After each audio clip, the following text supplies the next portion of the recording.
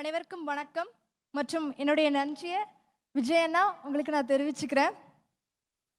என்னுடைய வெற்றிக்கு என்னோட அம்மா, என்னோட அப்பா, என்னுடைய ஸ்கூல் எல்லாருமே ரொம்ப ஹெல்ப் பண்ணியிருக்காங்க.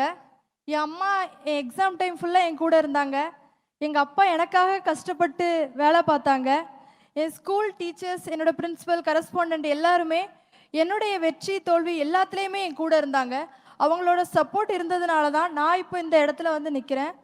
நான் எனக்கு பார்வை கம்மியாக இருக்கிறத நினச்சி ஃபீல் பண்ணதே இல்லை.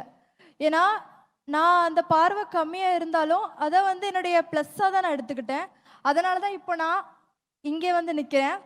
நான் சின்ன வயசுலேருந்து பார்த்து ரசித்த என்னோட விஜய் அண்ணா கையால் என்னோட சக்ஸஸ்க்கான அவார்டை நான் வாங்குறதை நினச்சி ரொம்ப பெருமைப்படுறேன்.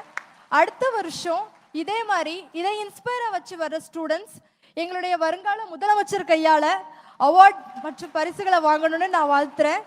வருங்கால முதலமைச்சர் ஆகிய எங்கள் விஜய் அண்ணாவுக்கு என்னுடைய பர்த்டே விஷஸ் நான் தெரிவிச்சுக்கிறேன். தேங்க்யூ அண்ணா.